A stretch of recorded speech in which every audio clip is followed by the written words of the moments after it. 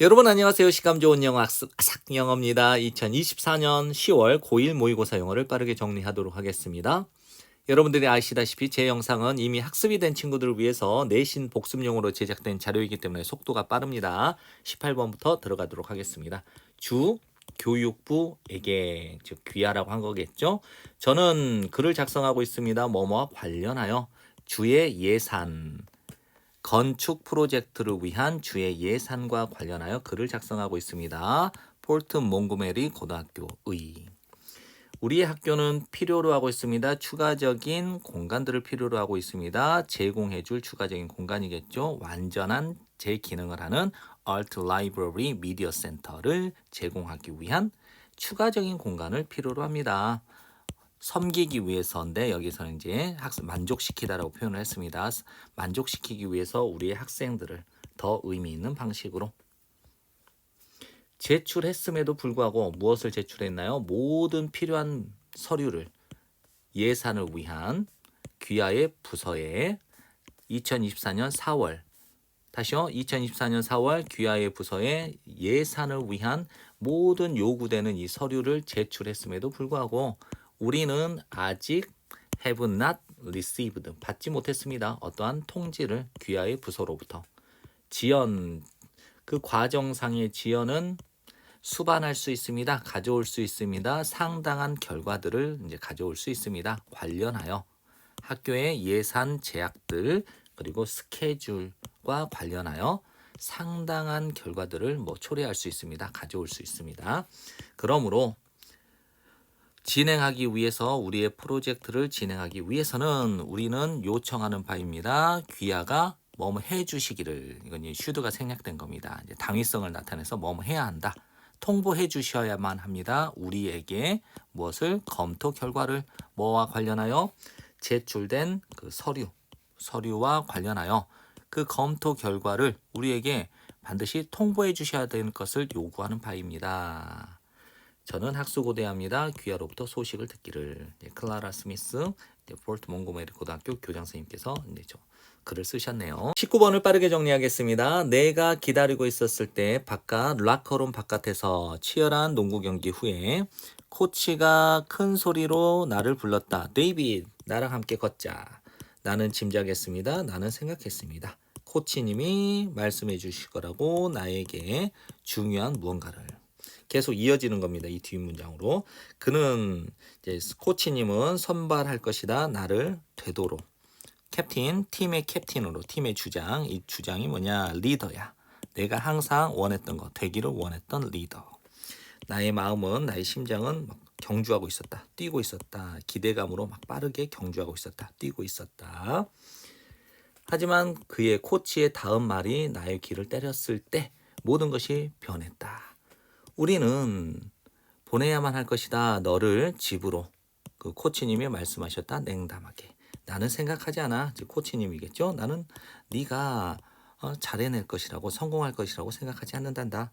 나는 믿을 수가 없었다. 그의 결정을 코치님의 결정을.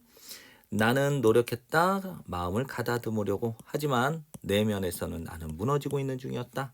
자동차가 기다리고 있을 것이다. 내일 아침에 데려가기 위해서 나를 집으로. 그렇게 갑자기 모든 것이 끝나버렸다. 20번을 빠르게 정리하겠습니다. 많은 우리들, 그러니까 우리들 중 다수에게 있어 시간을 만드는 것, 운동을 위해 시간을 내는 것, 만드는 것은 입니다. 지속적인, 계속되는 도전 또는 어려움입니다. 직장에 전념들으니까 직장에서 전념해야 되는 것은 직장 생활을 열심히 하는 것. 그리고 가정의 의무들, 가정에서 해야 되는 의무사항들 있죠. 이것들 사이에서 자주종종 뭐뭐처럼 느껴져. There is는 있다고, there is no는 없다. 여유가 없는 것처럼 느껴진다. 우리의 빡빡한 일정 속에서. 직장일도 해야 되지, 가정의 일도 해야 되니까 이런 빡빡한 일정 속에서 여유가 없는 거예요. 전념하는 운동을 위한 여유. 전념하는 운동을 위한 여유라는 거는 운동에 전념해야 될 여유가 없다. 그러나 이렇게 하면 어떨까? 이렇게 하면 어쩌지? 그 운동이 다가온다면 여러분에게 바로 한중간 여러분의 매일의 일상의 한중간에서 바로 여러분에게 다가오게 된다면 어떨까? 그것이 바로 어떤 지점이다. 아름다움, 통합시키는 것. 아주 간단한 운동을 집안일에다가 통합시키는 그 아름다움이 작동되는 이 지점이라는 거예요. Let's be 되어보자, 현실적이 되어보자. 즉, 이 집안일, 허드렛 일, 집안일은 이다 피할 수 없는 것. 피할 수 없는 것을 이제 불가피한 것이라고 할 수 있죠. 불가피한 거다. 피할 수 없는 것이다. 뭐뭐이든 아니든 그것이 이다 설거지를 하는 것 혹은 taking out 내다버리는 것, 쓰레기를 내다버리는 것이든 간에 이런 일들은 이다 필수적인 부분, 매일의 삶의 즉 일상의 삶의 필수적인 부분이다. 뭐뭐라기보다는 보기보다는 이런 집안일을 순수하게 의무적인 활동으로서 보기보다는 뭐 하는 게 어떨까? 꽉 붙잡아 보는 게 어떨까? 또는 잘 이용해 보는 게 어떨까? 이러한 순간들을 기회로서 무엇을 위한? 신체 활동을 위한. 예를 들어서 연습해라 스쿼트를 혹은 참여해라 몇 개의 벽에다 대고 하는 푸시업을 뭐 할 때? 여러분이 기다릴 때 여러분의 아침 주전자가 끓기를 기다리고 있을 때 짧은 운동을 여러분의 매일의 집안일에다가 통합시키는 것은 향상시켜 줄 수 있다. 여러분의 건강을. 21번을 빠르게 정리하겠습니다. 할 때 우리가 볼 때 어떤 것을 우리는 자연스럽고 자동적으로 분해를 합니다. 그 어떤 것을 뭐뭐로 모양으로 색깔로 개념으로 우리가 학습해온 교육을 통해서 학습해온 모양과 색깔과 개념으로 그 어떤 것을 분해한다는 것이에요. 우리는 다시 암호화시킵니다. 우리가 본 것을 뭐를 통하여? 렌즈를 통하여 모든 것의 렌즈를 통해서 우리가 알고 있는 모든 것의 렌즈를 통해서 우리는 다시 구성을 합니다. 재구성을 합니다. 기억들을 뭐라기보다는 상기시키기보다는 비디오를 메모리로부터 기억으로부터 비디오를 이것은 이제 앞문장 전체를 가리키는 거예요. 이제 이게 내포하고 있는 게 뭐냐면 비디오는 생생하잖아요. 그러니까 용량을 많이 차지하는 것을 의미해요. 그런데 이제 기억을 재구성한다는 것은 용량이 적다라는 것을 의미하는 거예요. 그래서 이것은 입니다. 유용한 특성이에요. 그 다음에 디스를 다시 받을 때 이수로 받죠. 그것은 입니다. 더 효과적인 방식, 정보를 저장하는 더 효과적인 방식이에요. 약간 뭐뭐처럼 최적화된 이미지 압축 알고리즘처럼 뭐와 같이 JPG 파일과 같이 뭐뭐라기보다는 저장하기보다는 가공되지 않은 비트맵 이미지 파일보다는 사람들은 이제 부족한 사람 이 능력이라는 게 뭐예요? 정보를 효과적으로 저장하는 이 능력을 말하는 거겠죠. 그래서 이 능력이 부족한 사람들 그리고 기억하려는 사람들 모든 것을 완벽하게 세세하게 모든 것을 기억하는 사람들은 고군분투한다, 노력한다는 거예요.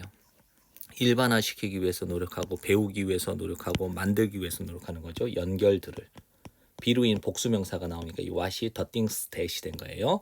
그들이 학습해온 이 것들 사이의 연결고리를 만들기 위해서 고군분투를 한다. 하지만 세상을 추상적인 아이디어와 어떤 특성으로 세상을 다시 나타내는 것, 즉 재현하는 것은 옵니다. 뭐뭐를 희생하여 보는 것을 희생하여 세상을 그 세상이 있는 그대로 세상의 모습 있는 그대로 세상을 바라보는 것을 희생하여 나온다 이거예요. 됐나요? 다시 한번 이 내용의 의미를 한번 파악해 볼게요. 이 세상을 추상적인 생각과 특성으로 세상을 나타낸다라는 것은 세상을 있는 그대로 바라보는 것을 희생하여 나온다.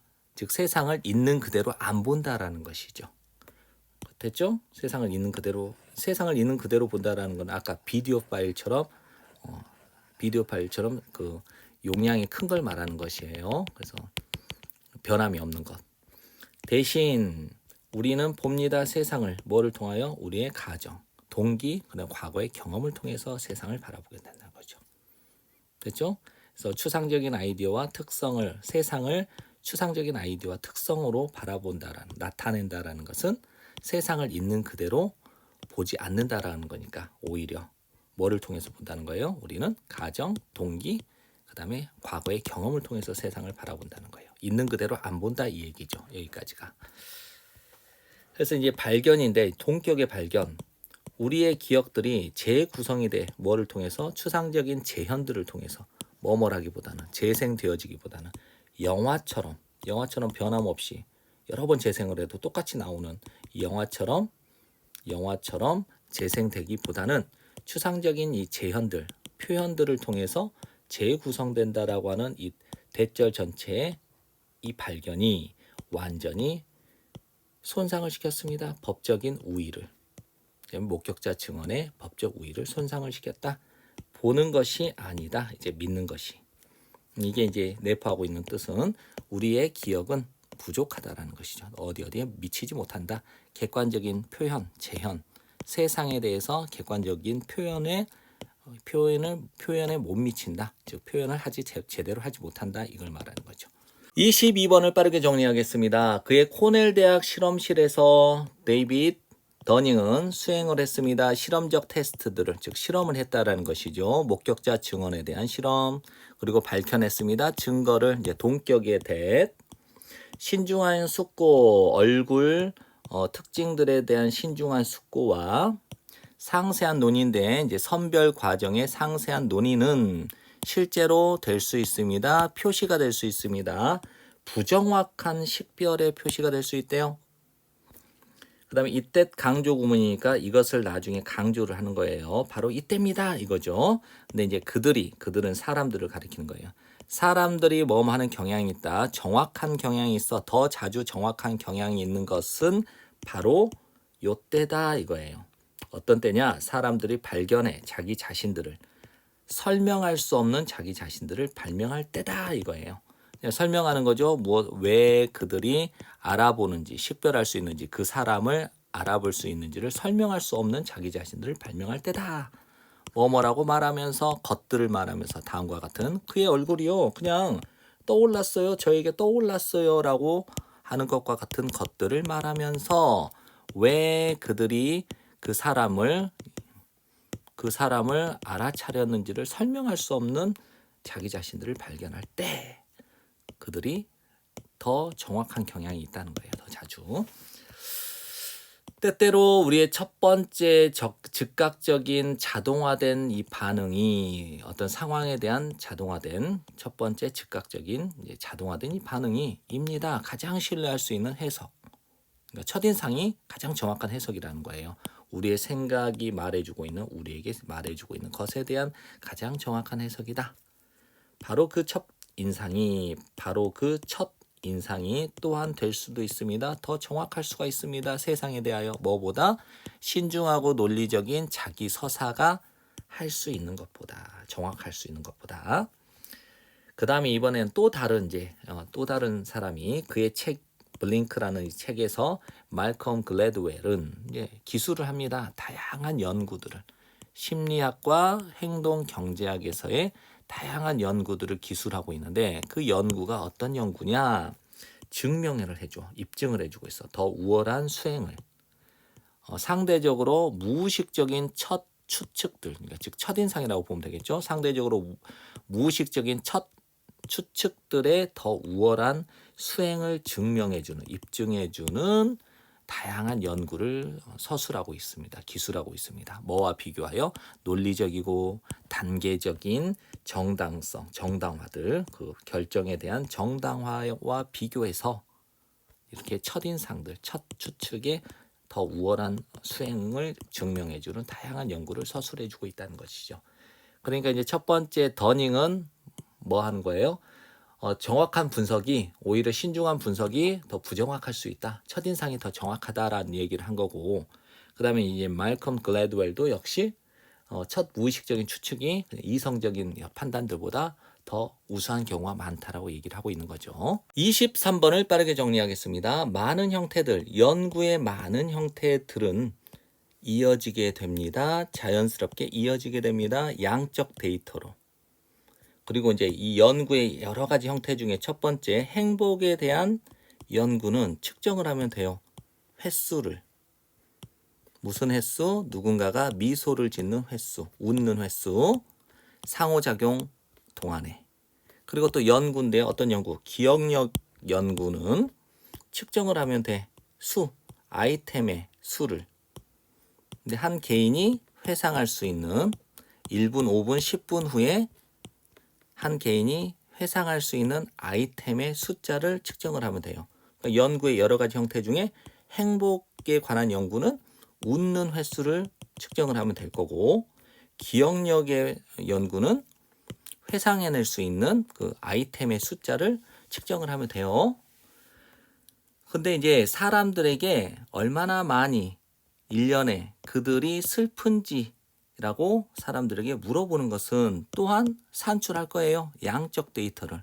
왜냐하면 이런 연구의 여러 가지 형태가 양적 데이터로 이어진다니까, 또 이런 연구, 얼마나 1년에 당신이 얼마나 슬퍼요? 라고 물어보는 이 연구가 또 양적 데이터를 만들어낸다는 거예요. 산출한다. 그러나 이 양적 데이터는 뭐 하지 못해? 신뢰하지 못한다라는 거예요. 이게 뭐냐면, 당신 1년에 얼마나 슬퍼요? 굉장히 추상적인 질문이에요. 구체적이지 않잖아. 그죠? 얼마나 슬픈지 어떻게 알아? 몇 번이나 슬픈지 여러분이 어떻게 알아요? 잘 생각이 안 나잖아. 그래서 응답자들의 그 회상은 뭐뭐일 수도 있다? 부정확할 수가 있어. 내가 1년에 몇 번이나 슬펐지? 부정확해. 그리고 그들의 정의, 슬프다라고 하는 또 정의가 다양해. 다르단 말이에요. 크게, 넓게 다양해요. 사람마다 어떤 사람은 슬픈데 어떤 사람은 안 슬플 수도 있잖아. 그러니까 정확하지 않은 정보인 거예요. 그러나 이번에는 얼마나 많이 작년에, 구체적이죠? 작년. Were you sad? 당신이 슬퍼.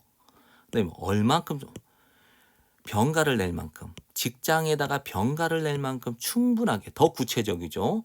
작년도 구체적이지만 이제 병가를 낼 만큼, 직장에 병가를 낼 만큼 충분히 슬펐냐고 물어보는 것은 신속하게 해준다. 구체적인 답변을 신속하게 해주는 거죠. 이건 굉장히 구체적 질문이잖아요.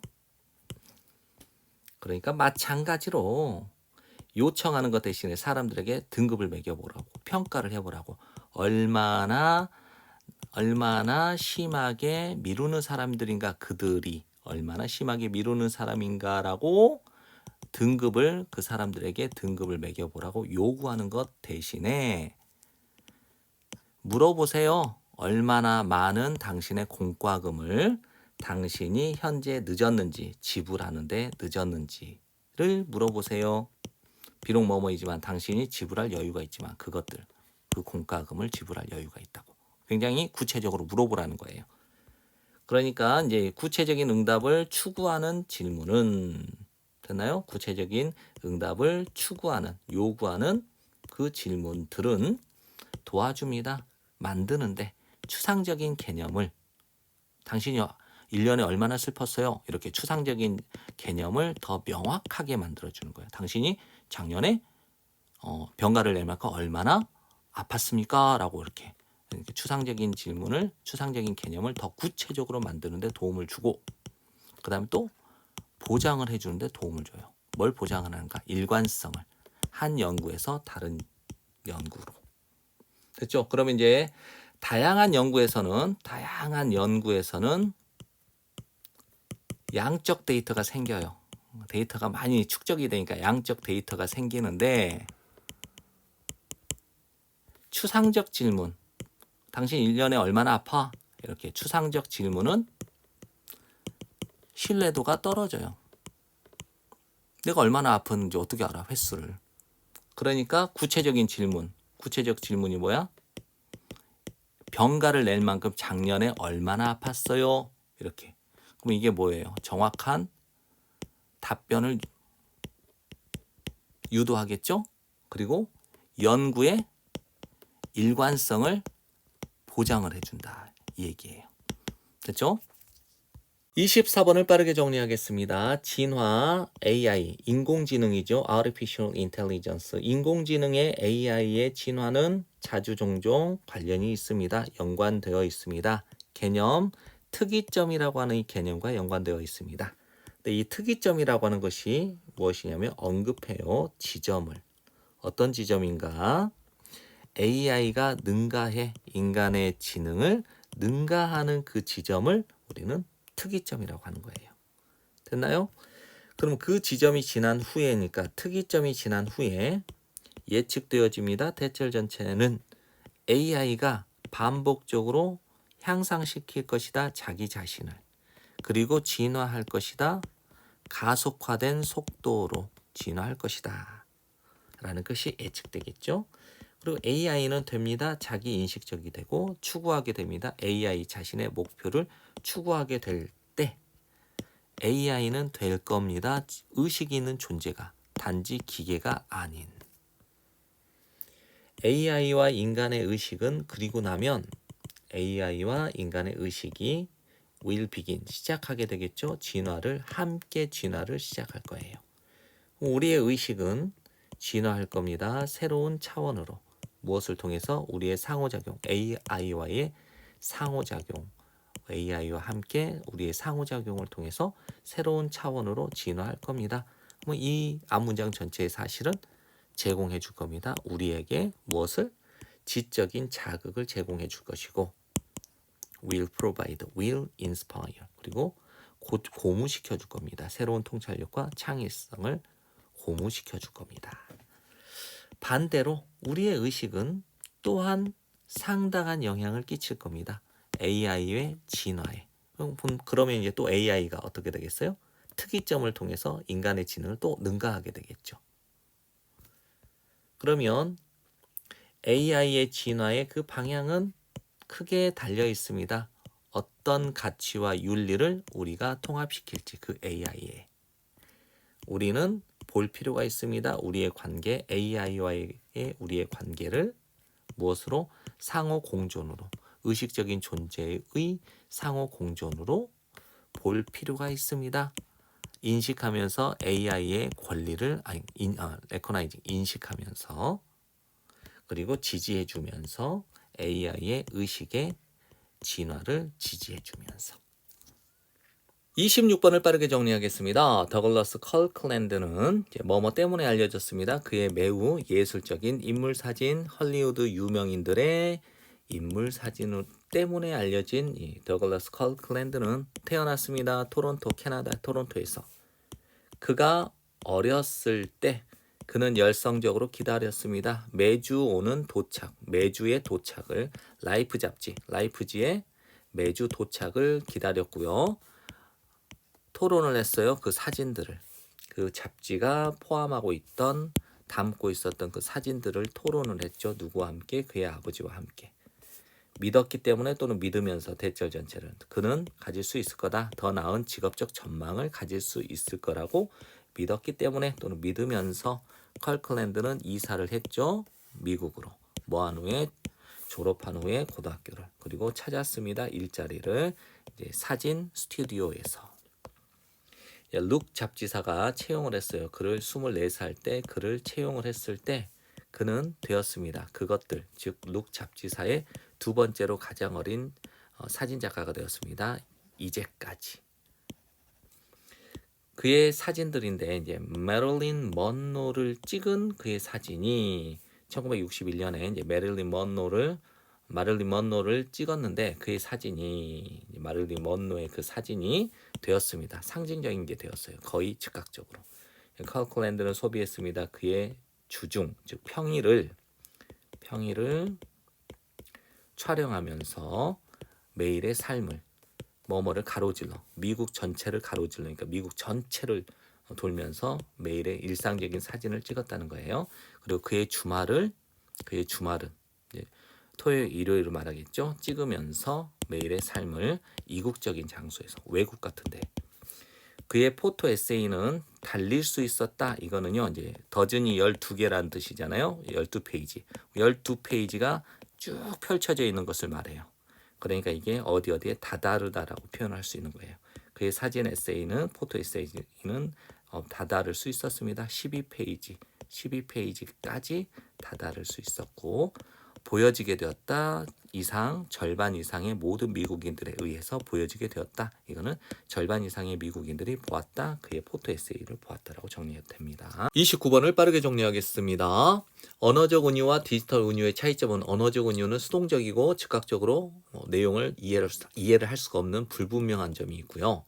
디지털 은유는 능동적이고 즉각적으로 이해를 할 수 있는 분명한 점이 있다는 겁니다.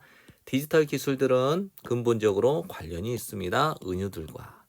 하지만 디지털 은유들은 달라요. 다릅니다. 언어적 은유들과 다릅니다. 중요한 면에서 언어적 은유들은 수동적이야. 뭐뭐라는 점에서 어떤 점인가 동격에 대해 독자가 필요로 해요. 선택할 것을. 선택하다 능동적으로 참여할 것을. 참여하다 세상을. 어떤 세상? 은유에 의해서 제시된 세상. 그럼 이 말을 좀 풀어서 써볼게요. 왜 언어적 은유가 수동적이라고 표현을 했냐면 독자가 어떻게 해야 돼요? 능동적으로 내가 그 세계에 들어가겠다고 선택을 해야 되거든요. 그럼 독자가 이런 내가 들어갈 거야, 능동적으로 적극적으로 참여할 거야 라고 선택을 해야 되는 상황이니까 선택을 받는 언어적 은유의 입장에서는 수동적이 되겠죠. 그래서 셰익스피어의 이제 은유에서 셰익스피어의 은유가 뭔가 시간은 국어라는 존재다. 응? 시간이 국어라는 존재? 이게 이해가 돼요? 이해가 안 돼. 독자는 뭐뭐 할 것 같지 않다. 이해하지 못할 것 같죠? 그 은유를. 뭐뭐가 없다면 인지적인 노력이 없다면 왜 시간이 국어라는 존재지? 인지적 노력이 필요해요. 그리고 또 뭐가 없다면 더 심층적으로 끌어들이다 셰익스피어의 그 산문, 그 글을 끌어들이지 않고는 왜 셰익스피어의 글 중에서 시간은 국어라는 존재다라는 내용이 나오기 전까지는 전후 문맥을 살펴봐야 된다는 거예요. 그렇죠? 그러면 이제 반면에 기술적 은유는 능동적이다라는 거예요. 자주 종종 강요할 정도로 능동적이고 강요한데요. 뭐뭐라는 점에서 역시 동격에 대해 그것들이 기술적 은유들이 실현된다라는 점에서 디지털 인공물의 속에서 이 디지털 인공물이 뭔가 능동적으로 하고 있는 거예요. 어떤 것을 하고 있는 디지털 인공물에서 실현된다라는 점에서 굉장히 능동적이라는 거예요. 그리고 강력하게 바꾼대요. 바꾸면서 그 이용자의 의미의 지평, 호라이즌은 수평선도 되고 지평선도 되니까 그 유저가 가지고 있는 그 의미가 이만큼의 의미, 이런 지평을 바꿀 정도로 강력하게 바꾸면서 그러면 기술적인 창작자들은 일반적으로 뭐 할 여유가 없냐면 요구할 여유가 없어요. 그들의 잠재적인 관객이 독자가 궁금해하도록 요구할 여유가 없다. 어떻게 그 은유가 작동하는지를 좀 더 부연 설명합니다. 일반적으로 매력은 장점은 대절 전체입니다. 유용함, 기술의 유용함이 분명하다라는 것이죠. 첫눈에. 그러니까 궁금해할 여유가 없는 거예요. 기술적 유용함이 분명하기 때문에. 근데 반면에 셰익스피어는 사랑을 받아요. 부분적으로 뭐 때문에? 의미, 그의 작품의 의미가 is not obvious. 즉각적으로 분명하지 않기 때문에 사랑을 받는다는 거예요. 그리고 요구하기 때문에 약간의 생각을 관객의 또는 독자의 입장에서 약간의 생각을 요구하기 때문에 사랑을 받는다 이 얘기죠. 30번을 빠르게 정리하겠습니다. 허버트 사이먼은 받았습니다. 그의 노벨상을 인지했기 때문에 우리의 한계를 정보, 시간, 인지적 능력에서의 우리의 한계를 인식했다라는 이유로 노벨상을 수상을 한 겁니다. 뭐뭐 때문에 우리는 부족하기 때문에 자원이 부족해요.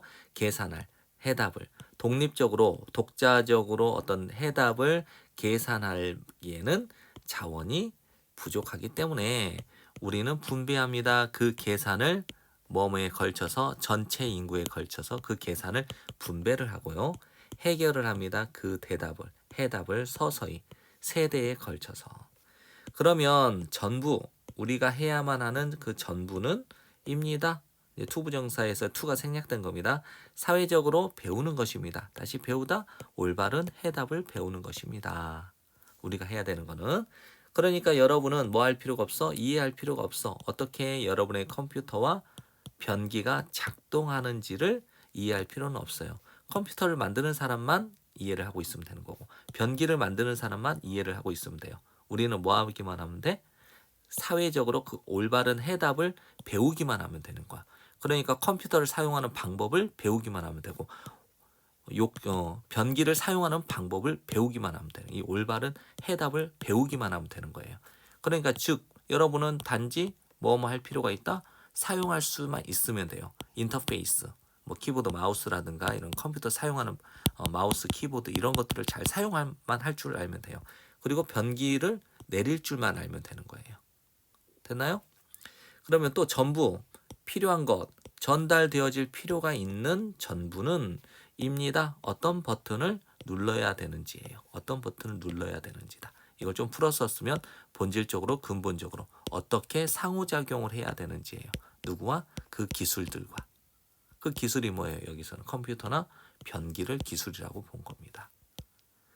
뭐뭐라기보다는 어떻게 그 기술들이 작동하는지라기보다는. 그러면 뭐뭐 대신에 가지고 있는 것 대신에 더 많은 정보를 가지고 있는 것 대신에 유사가 관계대명사인데 이 전치사의 목적어 역할도 하고 이 노 일반 동사의 목적어 역할을 한 거예요. 그럼 우리가 가지고 있다 정신적 능력을 수용 능력을 뭐뭐에 대하여 그리고 실제로 알 필요가 있는 것보다 더 많은 정보를 가지고 있는 것 대신에 다시 한번요. 우리가 어떤 것에 대해서 어떤 것에 대하여 정신적인 능력을 가지고 있는 것보다 더 많은 정보. 그 다음에 실제로 우리가 알아야 될 필요가 있는 것보다 더 많은 정보를 가지고 있는 것 대신에 우리는 헌신할 수 있습니다. 또는 바칠 수 있습니다. 우리의 커다란 뇌를 어디에 작은 조각, 커다란 계산의 작은 조각에다가 우리의 뇌를 헌신할 수 있습니다. 자, 이게 무슨 말이냐면 커다란 계산을 하나의 사회라고 볼까요? 커다란 계산을. 그러면 이제 작은 조각은 뭐냐면 이 커다란 사회를 이루고 있는 각각 분야의 전문적인 분야들이 이렇게 있을 거예요.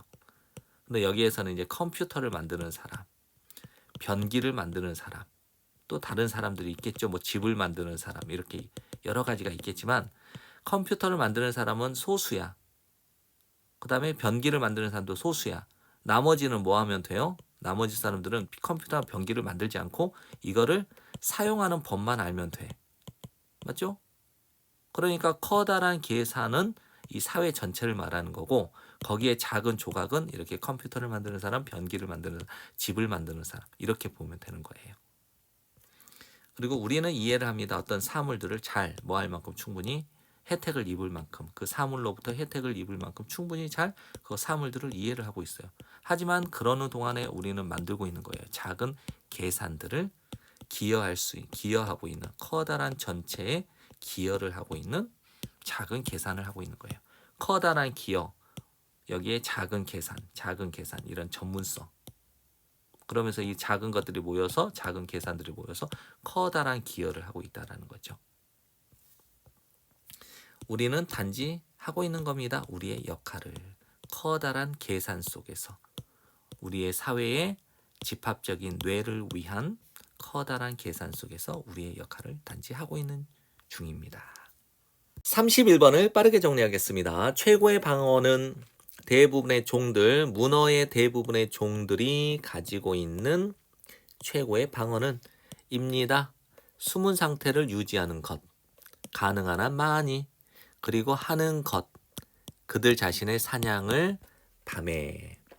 그래서 발견하는 것은 이 한 마리의 이제 문어를 전체가 보이는 얕은 곳에서 낮 시간에 얕은 곳에서 전체가 보이는 이 문어 한 마리를 발견한 것은 였습니다. 놀라운 일, 2명의 호주 수중 사진작가에게는. 실제로 그 2명의 사진작가들이 처음에 보았던 이것은 였습니다. 넙치였습니다. 실제 넙치가 아니라 넙치 모양을 하고 있는 문어를 말하는 거예요. 이때 강조 구문은 이제 요거는 나중에 강조를 한 거니까 바로 이때 그들이 다시 보았을 때 바로 이때였다 이건데 그들이 이 2명의 사진 작가가 보았다 중간 크기의 문어를 본 것은 그들이 다시 보았을 때였다 이걸 강조하는 거예요. 이제 이 중간 크기의 문어를 이제 부연 설명하는 이제 분사 구문인데 이 8개의 이 문어의 다리가 접힌 채 그리고 2개의 눈은 응시한 채, 위를 응시한 채 착시를 만들어내기 위해서. 됐죠? 그래서 이 중간 크기의 문어가 어떤 모양을 취하고 있었냐면 8개의 팔은 접고 2개의 눈은 위를 응시하고 있었으니까 이게 마치 넙치처럼 보였던 거예요. 문어는 가지고 있어요. 커다란 뇌를, 우수한 시력을, 그리고 능력을, 색깔과 패턴을 바꿀 수 있는 능력을 가지고 있죠. 이게 문어의 일반적인 특성인데 이 녀석은 이제 중간 크기의 넙치처럼 보였던 이 중간 크기의 문어는 사용하고 있는 중이었습니다. 이러한 장점들을. 이러한 장점이 뭐예요? 그죠? 큰 뇌, 우수한 시력, 그다음에 색깔과 패턴을 바꿀 수 있는 이 능력, 이 장점들을 사용하고 있었던 거예요. 왜? 바꾸기 위해서. 자기 자신을 무엇으로? 완전히 다른 생명체로 바꾸기 위해서. 넙치와 같은 이로 완전히 다른 생명체로 바꾸기 위해서 이런 장점들을 사용하고 있었다. 그 다음에 이 종, 즉 문어의 더 많은 것들이 발견되어져 왔습니다. 그때 이후로. 그리고 있습니다. 이제는 사진들이 있는데 문어의 사진들이 있는데 이 문어들이 어떤 문어냐? 말해질 수 있는 변신 중이다라고 바다뱀으로 변신하고 있는 중이라고 말해질 수 있는 이 문어의 사진들이 존재한다 이 말이에요. 이 문어들이 모방을 하고 있는 동안에 그 문어들은 사냥을 합니다. 이 사냥하는 것을 여기까지가 이제 부연 설명을 하고 있는 거예요. 이 사냥하는 게 어떤 거냐? 생산하는 것, 모방하는 것, 그러니까 장관을 멋진 모습을 생산하는 것과 같아요. 말하자면 이제 의미상의 주어 넙치가 갑자기 펼치는 거예요. 무엇을?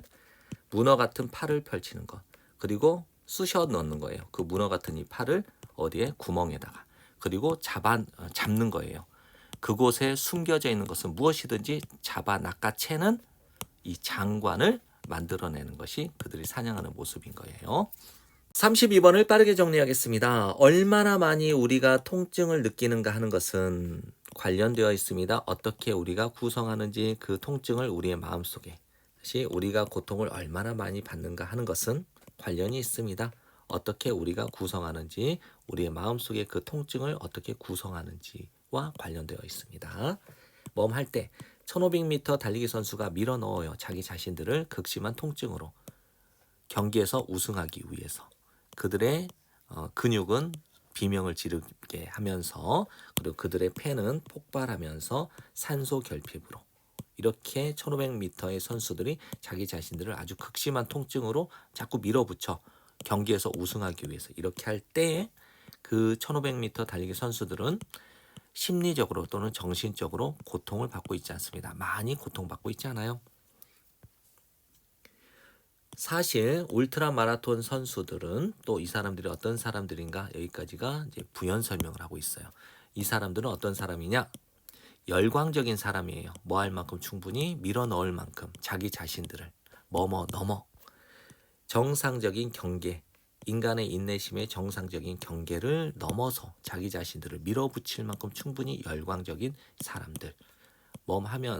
여기서는 비록 커버링 이동할지라도 거리를 50에서 100km 그리고 그 이상의 거리를 이동할지라도 동안 여러 시간 동안 그렇죠? 굉장한 거리를 이제 이동을 하면서 자기 자신들을 인간의 그 한계 정상적인 경계, 인간의 인내심의 정상적인 경계를 넘어설 정도로 자기 자신들을 막 밀어붙일 정도로 열광적인 이 사람들이 누구냐?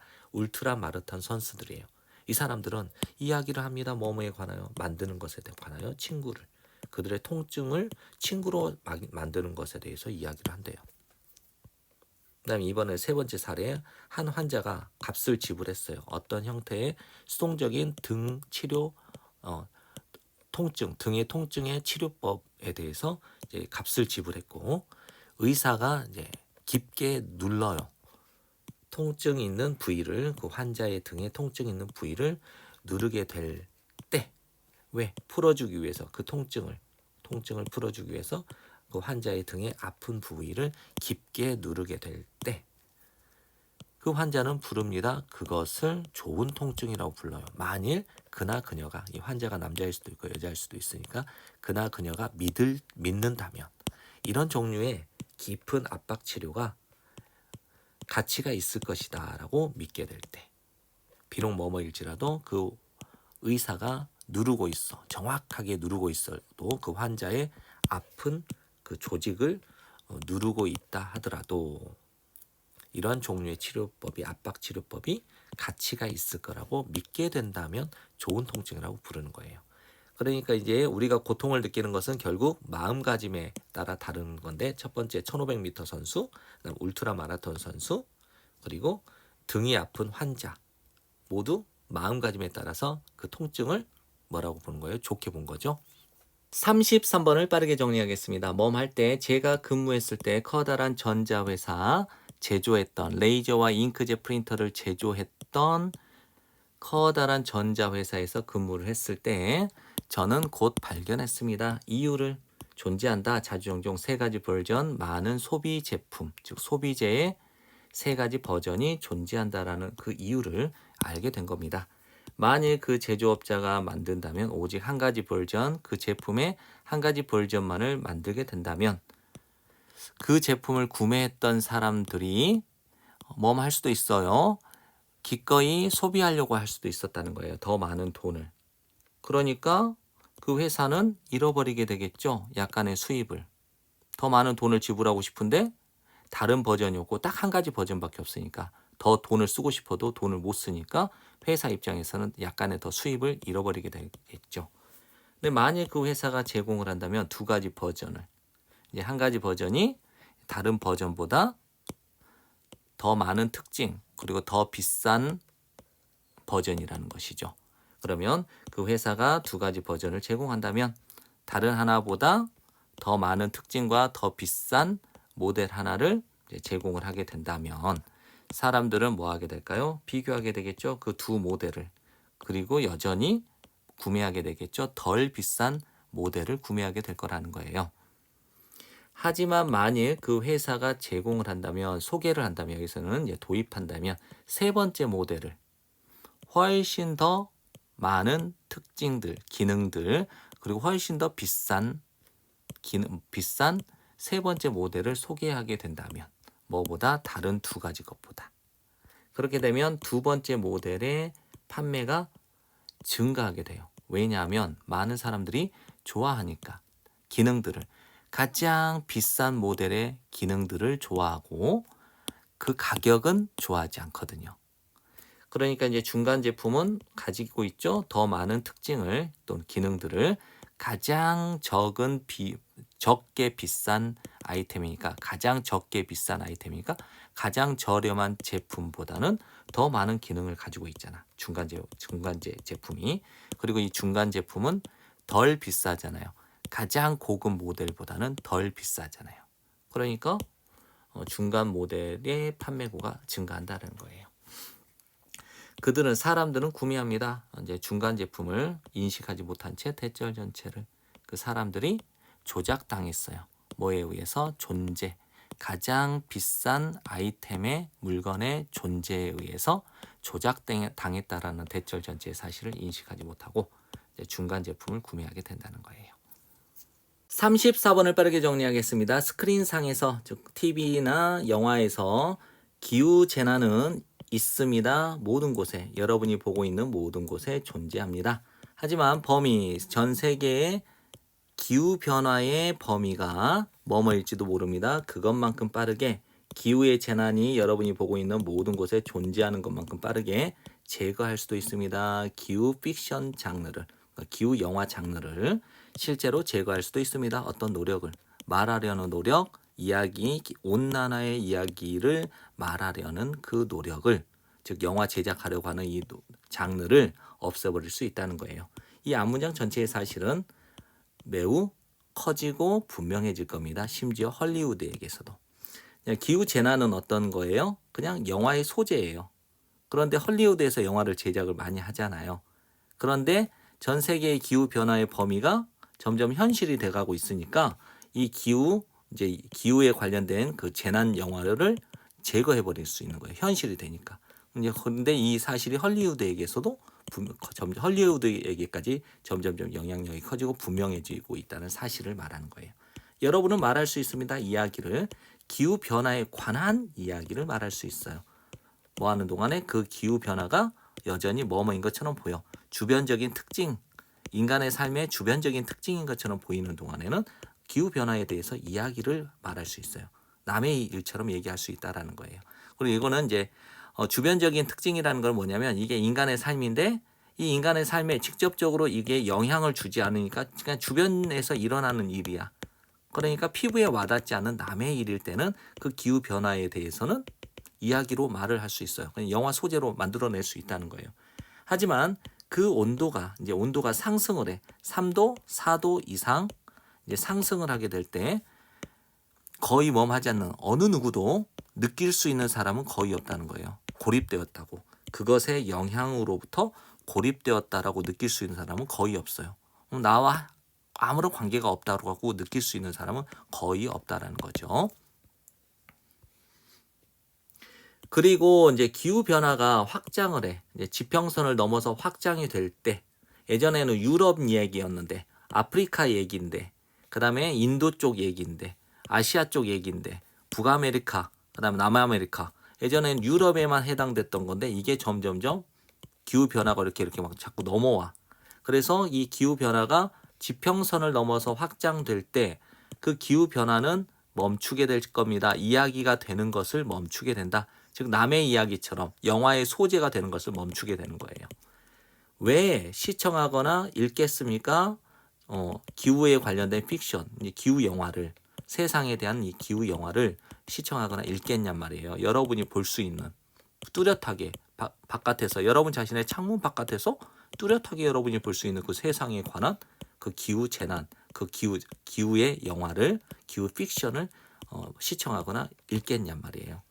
지금 당장은 그 이야기 지구 온난화를 설명해주고 있는 묘사하고 있는 그 이야기가 여전히 제공하겠죠. 현실 도피적인 즐거움을 제공할 거예요. 나랑 상관없는 이야기, 즐거움을 제공을 할 거예요. 비록 머무이지만 그 즐거움이 자주 종종 다가오겠지만 어떤 공포의 형태로 이제 현실이 될 거라는 공포의 형태로 다가오긴 하겠지만 여전히 현실 도피적인 즐거움을 줄 거라는 거죠.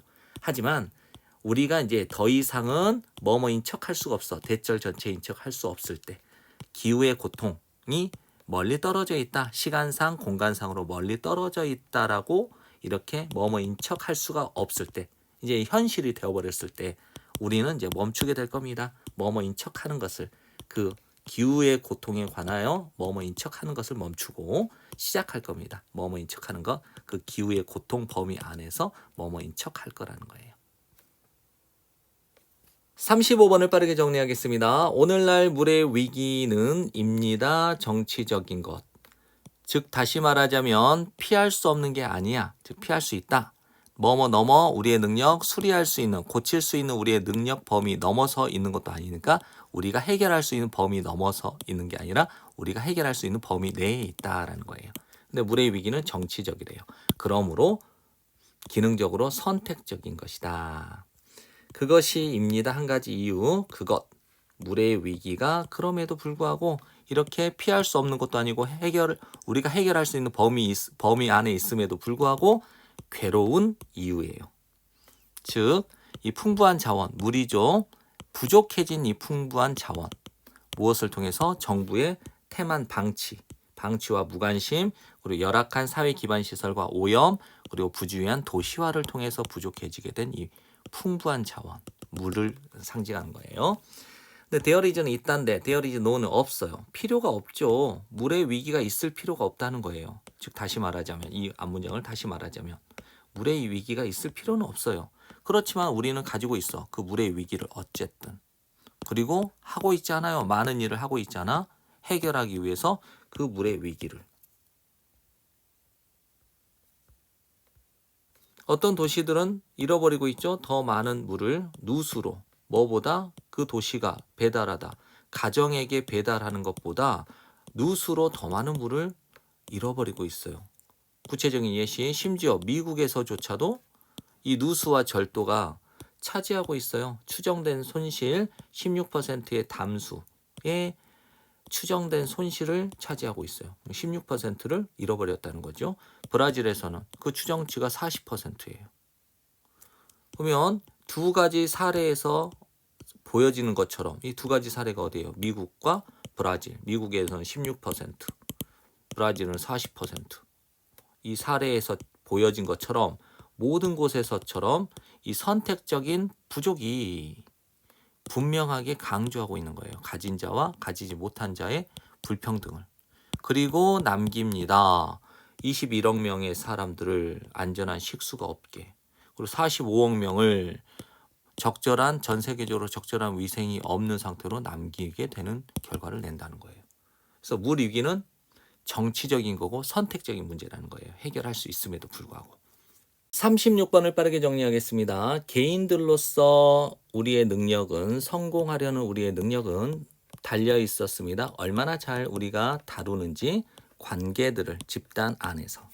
만약 그 집단이 가치 있게 여겼다면, 우리를 가치 있게 여긴다면 우리는 기대할 수 있었다. 지원을, 자원을, 그리고 아마도 짝을 기대할 수 있었습니다. 만약 그것이, 이 집단이 그렇지 않았더라면, 우리를 가치 있게 여기지 않았더라면 우리는 얻지 못했을 겁니다. 이러한 장점들 중 어느 것도. 이러한 장점들은 뭐예요? Support resources, 짝을 말하는 거겠죠. mate. 근데 이러한 장점들을 얻는 것은 였습니다. 문제, 생존의 문제였어요. 신체적으로, 유전적으로. 수백만 년 동안 그러한 압박감은 선택을 해왔어요. 사람들, 어떤 사람들인가? 민감한 사람들, 그리고 능숙한 사람들. 어디에 민감하느냐? 극대화시키는데, 그들의 지위, 입지를. 그리고 능숙해, 그들의 지위와 입지를 극대화시키는데 능숙한 사람들을 선택해 왔대요. 그러한 압박이. 그 결과물은 였습니다. 발달, 경향의 발달이죠. 어떤 경향? 무의식적으로 모니터링하는 경향의 발달. 어떻게 다른 사람들, 우리 사회 내에 다른 사람들이 어떻게 우리 사회 내에 다른 사람들이 인식하는지, 우리를 인식하는지를 모니터링하는 경향의 발달이 그 결과물이에요. 우리는 처리합니다. 그 정보를. 그 정보가 뭐예요? 우리 사회 내에서 다른 사람들이 우리를 인식하는 그 방법을 모니터링하는 그 정보를 어떤 형태로? 자존감의 형태로. 그리고 자존심, 수치심, 불안감과 같은 그와 관련된 감정의 형태로 그 정보를 처리해 왔다는 거예요. 이러한 감정들은 강요합니다. 우리에게, 우리가 하도록, 뭘 더 많이 하도록 만들다. 사회가 가치 있게, 우리를 가치 있게 만드는 것을. 그러니까 한마디로 뭐예요? 사회가 바람직하다라고 생각하는 것을 더 많이 하도록 강요했고요. 그다음에 덜 하도록 강요했다는 거죠. 그렇지 않은 것은, 즉 우리의 사회가 우리에게 바람직하지 않다라고 생각하는 것은 덜 하게끔 강요했다는 거예요. 그럼 결정적으로 이러한 감정들은 의미합니다. 만드는 것을 의미하는데, 뭘 만드느냐? 그러한 동기가 뭐뭐처럼 느껴지도록, 그 동기가 어디에서 비롯된 거다? 내부에서 비롯된 것처럼 느껴지도록 만드는 것을 의미하는 것이죠. 만일 우리가 깨닫는다면, 의식적인 수준에서 대절 전체의 사실을 깨닫게 된다면, 우리가 반응하고 있는 중이었구나, 사회적인 이 압박감에 반응하고 있었다라는 것을 의식적인 수준에서 깨닫게 된다면 우리의 행동은 일어나게 될 거예요. 투덜거림과 혹은 냉소적인 것으로, 그리고 만들면서 그것을, 이러한 동기가 내부에서 일어났다고 생각을 했는데 사회적 압박감에서 비롯됐다는 것을 우리가 깨닫게 되면 뭐 하게 되겠어요? 그 동기를 덜 설득력 있게 만들면서 좀 투덜거리거나 냉소적인 것으로 우리의 행동이 나타날 수 있다 이거예요. 37번을 빠르게 정리하겠습니다. 전통적인 의학은 오랫동안 믿어왔습니다. 대절 전체의 사실을. 우울증은 유발됩니다. 뭐에 의해서? 불균형, 신경 전달 물질의 불균형에 의해서. 뇌 속에. 그러나 있습니다. 주요한 문제가 있습니다. 이러한 설명에는. 이것은 뭐뭐 때문입니다. 불균형, 물질들의 불균형, 뇌 안에 있는 물질들의 불균형은 입니다. 결과, 우울증의 결과이기 때문에. 뭐가 아니라, 그 우울증의 원인이 아니라. 다시 한번요. 이것은 입니다. 뭐뭐 때문입니다. 뇌 안에 물질들의 이 불균형이 우울증의 결과이기 때문이라는 거예요. 우울증의 원인이 아니라. 다시 한번요. 뇌의 물질, 뇌 속에 있는 물질의 불균형이 우울증의 결과물이라는 거예요. 이 말을 다시 풀어서 쓰면, 다시 말하자면 우울증은 유발합니다. 감소를, 뇌 안에 있는 뇌의 물질의 감소를 유발합니다.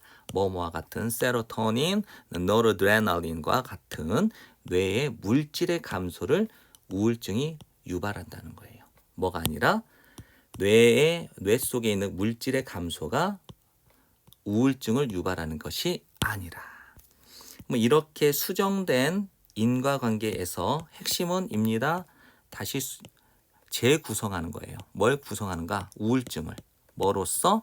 의식의 문제로서. 우울증은 뇌의 문제가 아니라 의식의 문제라고 다시 재구성을 해야 된다는 거예요. 우리의 의식은입니다. 더 근본적인 실체입니다. 뭐뭐를 넘어서는 기능, 뇌의 기능을 넘어서는 그 더 근본적인 실체가 우리의 의식이라는 거예요. 그냥 뇌는 단지 뭐일 뿐이에요? 기관일 뿐이야. 의식의 기관일 뿐이에요. 만약 그 뇌가 아니라면, 의식 그 자체가 아니라면 그렇게 되면 근본 원인, 우울증의 근본 원인은 뇌가 아니라 어떻다? 또한 왜곡, 상태의 왜곡, 의식의 상태의 왜곡, 즉 의식의 왜곡 상태가 우울증의 근본 원인이라는 거예요. 즉 이제 의식 상태의 왜곡을 다시 풀어서 쓰면 의식의 상태의 왜곡은 의식이에요. 어떤 의식이냐? 잃어버린 그 감을, 자아감을, 그리고 의미, 삶의 의미를 잃어버린 의식을 의식의 왜곡 상태라고 보는데, 이 의식의 왜곡 상태가 우울증의 원인, 근본 원인이라는 것이죠. 그러한 질환, 의식의 질환이 분명하게 드러내줄 수 있어요. 자기 자신을. 의식의 질환을 어떤 형태로? 우울증의 형태로 드러내줄 수 있다. 38번을 빠르게 정리하겠습니다. 흔한 설명들, 인간의 본성에 대한 흔한 설명들. 떠돌아다니는 사회에서. 다시 한번요. 사회에서 떠돌아다니는 흔한 설명인데, 인간의 본성에 대한 흔한 설명들이 입니다. 일반적으로 혼합, 가정들, 이야기들, 그리고 때때로 순전한 어리석음, 또는 명백한 어리석음의 혼합물이 뭐라는 거예요? 사회에서 떠돌아다니는 인간의 본성에 대한 흔한 설명들이라는 거예요. 그러나 심리학은 다릅니다. 심리학은입니다. 분야, 과학의 한 분야예요. 이 분야가 어떤 분야냐? 전념하는, 이해하는데 사람을 이해하는데 전념하는 과학의 한 분야가 심리학이라는 거예요. 뭐 인간을 이해한다라는 게 무엇인가? 어떻게, 왜 우리가 행동하는가? 우리가 행동하는 것처럼. 왜 우리가 보는가? 우리가 사물을 보는 것처럼. 그리고 어떻게 우리가 상호작용하는가? 서로 상호작용하는가가 인간을 이해하는 것이죠. 그래서 인간을 이해하는 것과 관련된 과학의 분야가 바로 심리학이라는 거예요. 여기에서 핵심어는입니다. 과학이라고 하는 것입니다. 심리학자들은 의존하지 않습니다. 의견과 소문에, 혹은 일반적으로 받아들여지는 견해들, 사회의 견해들, 그 당시에, 다시 한번 그 당시의 사회에서 일반적으로 받아들여지는 견해에 의존하지 않고요. 또 심리학자들은 심지어 심사숙고된 의견들, 심오한 사상가들의 이 심사숙고된 이 의견들에도 의존하지 않아요.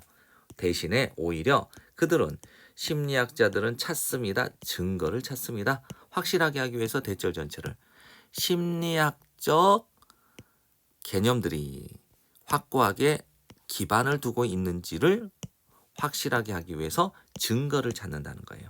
증거를 찾는다는 게 중요한 포인트입니다. 단지 뭐뭐로부터 도출된 것이 아니라 일반적으로 받아들여지는 믿음 또는 신념 혹은 가정들이 아니라. 됐죠? 이러한 증거에 기반을 두고 있는 접근법에 더해서 플러스, 이 앞문장 전체가 증거에 기반을 두고 있는 접근법이라는 거예요. 심리학은. 그리고 심리학은 다룹니다. B as well as A죠. 근데 이 A에서 does는 fundamental process and principles를 가리키는 거예요. 그런데 이제 원래 B as well as A는 A뿐만 아니라 B도인데, 어차피 둘 다니까 B부터 해석을 해도 상관이 없습니다. 네, 저는 B부터 먼저 해석을 할게요. 심리학은 다룹니다. 근본적인 과정과 원리 원칙들을 다룹니다. 이게 뭐냐? 발생시키는 또는 만들어내는 우리의 풍부한 문화적, 사회적 다양성을 만들어내는 근본적인 과정과 원리 원칙을 다루고요. 뿐만 아니라 또 근본적인 과정과 원리 원칙을 대신하는 대명사죠.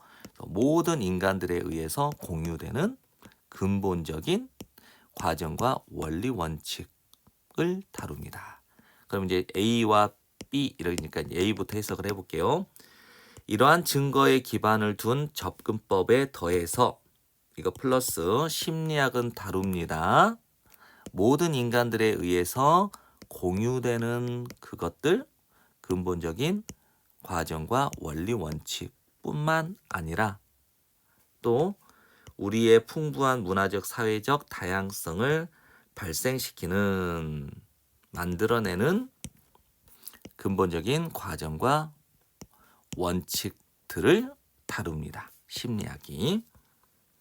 이러한 것들은요 바로 앞 문장에 있는 세 가지의 것을 말해요. 이것들이 뭐냐? 증거에 기반을 두고 있는 접근법. 두 번째는 모든 인간들에 의해서 공유되어지는 근본적인 과정과 원리 원칙들. 이게 2번. 이게 1번, 2번. 그리고 세 번째가 뭐야? 우리의 풍부한 문화적 사회적 다양성을 만들어내는 근본적인 과정과 원리 원칙들을 이 세 가지가입니다.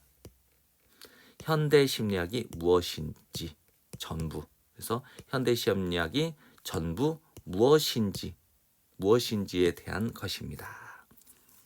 39번을 빠르게 정리하겠습니다. 이 지문이 정말 어려웠습니다. 하지만 우리의 목표는 직관적으로 이 내용이 무엇을 의미하는가만 파악을 하면 되는 거예요. 생명은입니다. 것. 물리학자들이 부를 수도 있는 것, 고차원적인 시스템이라고 부를 수도 있는 것을 무엇이라고 해요? 생명이라고 하는 거예요. 그럼 핵심어, 생명, 고차원적인 시스템이다. 문장 전체의 사실은 이다. 그들만의, 이 그들은 물리학자들이죠. 물리학자들만의 멋진 방식이다. 말하는 대절 전체를. 존재한다. 많은 것들이 발생하고 있는 중인 많은 것들이 존재한다라고 말하는 물리학자들만의 멋진 방식이 뭐예요? 생명은 고차원적인 시스템이다. 정리되죠? 단지 단 하나의 세포 속에서도 숫자, 가능한 상호작용들, 여러 가지 분자들 사이에 가능한 상호작용의 수는 엄청나대요. 자, 직관적으로 세포 하나가 있습니다. 이 세포 하나의 이 분자들이 엄청나게 많은 분자들이 상호작용을 하고 있다는 거예요. 상호작용. 막 수십억만 개가 막 상호작용을 막 하고 있다고 가정을 하자고요. 이렇게. 그런데 그러한 시스템은 오직 기대할 수 있습니다. 희망할 수 있습니다. 되기를. 안정적이게 되기를. 이 작은 세포 하나에 수십억만 개의 분자들이 상호작용을 하려면 이게 어떻게 되어야 될까요? 무작위로 존재하는 게 아니라 안정된 상태를 유지하고 있어야 돼요.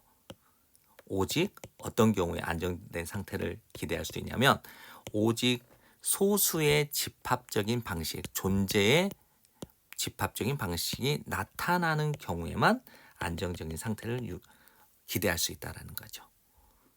그 예로 누가 나왔냐? 바로 인간의 배아가 나온 거예요. 이게 핵심이에요. 그런데 이제 강조 구문을 썼기 때문에 오직 제한된 수의 조직과 신체의 형태가 뭐뭐로부터 비롯될 수 있습니다. 뭐뭐의 결과물로 나올 수 있습니다.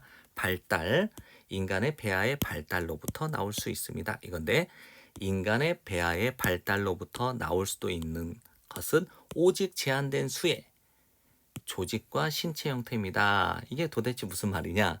인간의 배아는 세포입니다. 아직 인간이 아니야. 그럼 여러 가지 무엇을 거치겠어요? 세포 분열을 거치겠죠? 세포 분열을 이렇게 거쳐서 무엇이 되냐? 인간의 형태를 유지하는 거예요. 근데 인간이 어떤 사람은 머리가 2개, 어떤 사람은 머리가 3개, 어떤 사람은 4개, 5개 막 이렇게 무작위로 나오는 게 아니라 인간은 머리 1개, 그 다음에 팔 2개, 발 2개 이런 형태를 유지해서 나온다는 거예요. 됐나요? 여기까지 이해되죠? 그런데 이것을 1942년에 생물학자인 컨레드 워딩턴이라는 사람이 부른 거예요. 이런 극적인 결과물들의 이 축소를 운하화라고 부른 거예요. 운하화. 아까 뭐라고 했어요?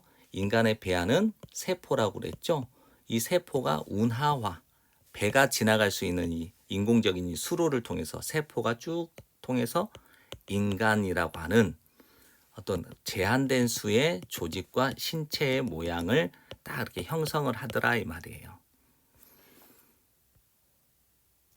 그래서 그 조직은 여기 조직이란다. 오가니즘, 유기물이죠. 생명체 유기물은 바뀔 수 있습니다. 뭐 사이에서?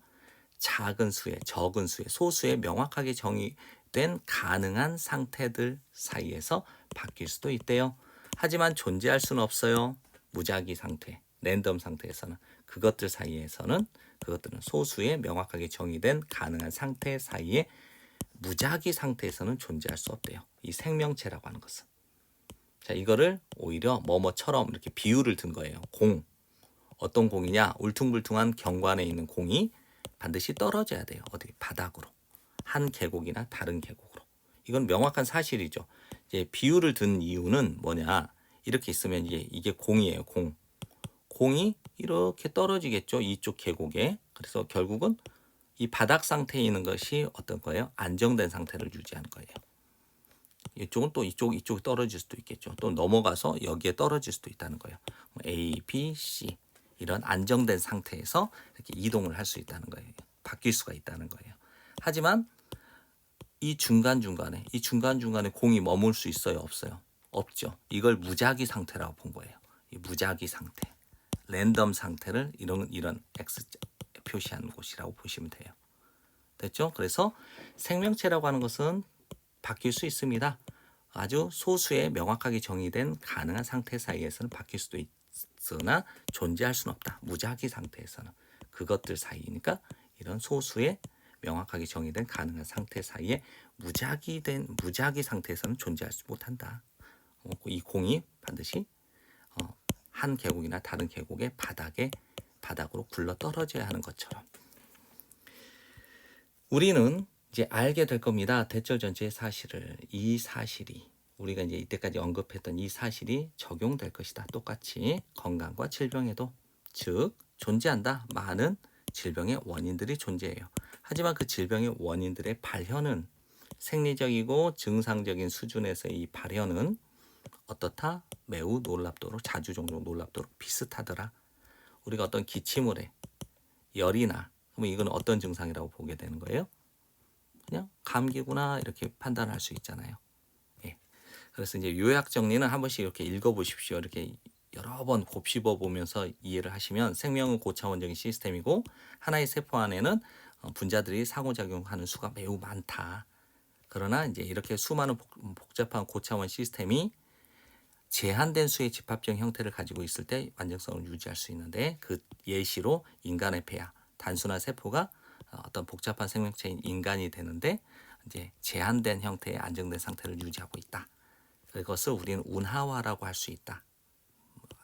운하화는 생명체가 특정 발달 경로를 따르는 현상을 말하는데 이렇게 운하화라고 말할 수 있는데 이렇게 결국 유기체는 적은 수에 명확하게 정의된 이 안정된 상태에서만 이동할 수 있다. 근데 이제 결국 이 전체적인 내용이 건강과 질병에도 똑같이 적용되더라. 이 내용이에요. 마지막 40번을 빠르게 정리하겠습니다. 아이를 벌주는 것은 뭐뭐가 아닐 수도 있어요. 효과가 없을 수도 있어요. 뭐뭐 때문에 전치사의 목적어 필요하죠.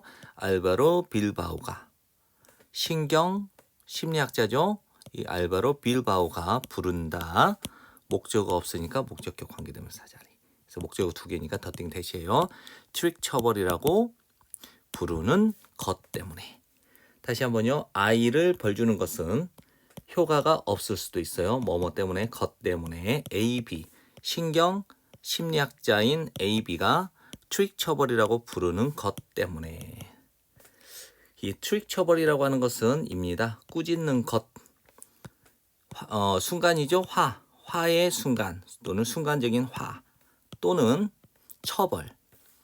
가장 전형적인 의미, 그 단어의 가장 전형적인 의미에서의 처벌을 뭐라고 해요? 트릭 처벌이라고 하는 거예요.